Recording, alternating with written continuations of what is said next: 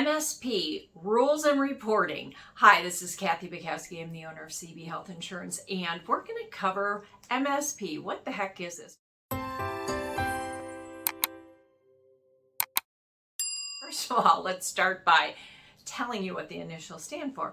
MSP is Medicare Secondary Payer, and there are rules and there are reporting. Medicare law was enacted back in 1965, and it basically, Medicare became the health insurance for people over age 65. It was the government health plan. We were paying taxes into the system. Now, interestingly enough, at that time, the life expectancy was about age 65, but basically said when you got on Medicare, Medicare is your primary coverage. The only exception would be if you were on workers' comp claim. Now, in 1980, Congress started enacting the first of a series of rule changes that basically laid out who's primary. Because people were working past age 65, we have more and more people on Medicare. And, which is primary, who pays first. So the whole purpose of these was to improve coordination of benefits between a group health insurance plan and Medicare, and to figure out who pays first so they didn't have to duke it out. So if your company had 20 employees or more, 20 total employees, and they do an average, but they count part-time as well, then your group health insurance plan is primary and Medicare is secondary. For those under 20, if you have less than 20 employees, Medicare is primary. Now, one of the other things they did in 2007 was they enacted the MMSEA. It was Section 111 of the Medicare, Medicaid, and S-CHIP Extension Act of 2007. It added a component which was mandatory reporting. Employers had to report to the government the size of their company. Now, if you're in a fully insured small group health plan, the onus is on the insurance company to do the reporting for you. However, this law went into effect. It was passed in the rule or the regulation or the act. It was the act. It was passed in 2007, but it took place in 2009.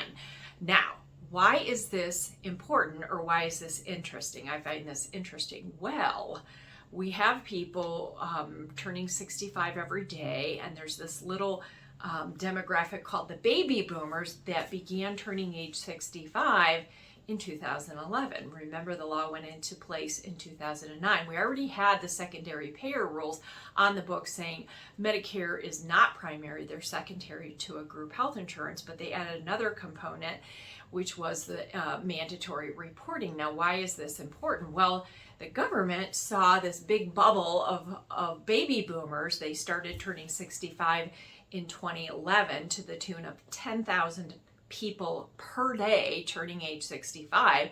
They continued to do that, and now I think it's 11,000 people a day turning age 65, and the government said, whoa, if they're still working and have an employer plan, we want to make sure that they stay on that employer plan. And oh, by the way, they added fines and penalties to the employer because they said you are not allowed to coerce or reimburse that employee to come off your group health plan to save money, like, hey, these older folks, they're not as healthy, we'll get them off, get them on Medicare as primary, and we'll get better rates for everybody else.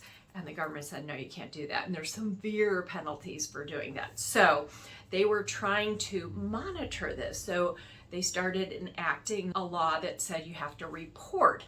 Now, our office, one of the things we do is we do know the rules, and when we have a group renewal, and we have a lot of employers that have less than 20, is we need to make them aware of the Medicare secondary payer rules. And on the renewal call, I often look at the census to see, is anybody turning age 65? Because remember, under 20 employees, Medicare is primary. And there was a time when group health insurance carriers, and I saw this happen, it's not happening today. If an employee didn't go sign up for Medicare, let's say their group was secondary, and they went to the doctor and the claim went to the insurance company and they said, hey, we're not primary, you guys have less than 20 employees, Then it went to Medicare and the person wasn't enrolled, the claim was not paid.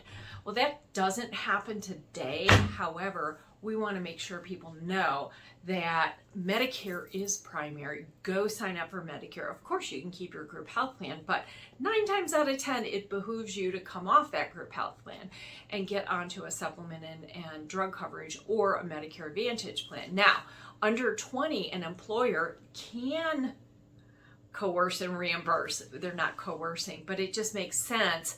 You know, if a small group health plan oftentimes has age rates, and what is the premium for somebody age 64? Well, it's $1,000, $1,200, $1,400 a month. If an employer is paying 50-50 of that premium and splitting it, versus that person coming off, going on to Medicare primary, which currently Part B is like $185 and a supplement's like $160, and drug coverage you can get for $0 to $20 a month. Most people, you're talking all in $365. Which would you rather pay? You know, 50% of $1,400 or 50% of $365? So it is important to know. And for those employees, companies with employees over age 65, it's very important that they stay on the group health plan. The law says that you must offer the same benefits as you do for people under 65, meaning group health insurance is primary, not Medicare. So it doesn't matter if you compare benefits, Medicare can't be primary. So we hope you found this interesting. Until next time, this is Kathy Bukowski, the owner of CB Health Insurance.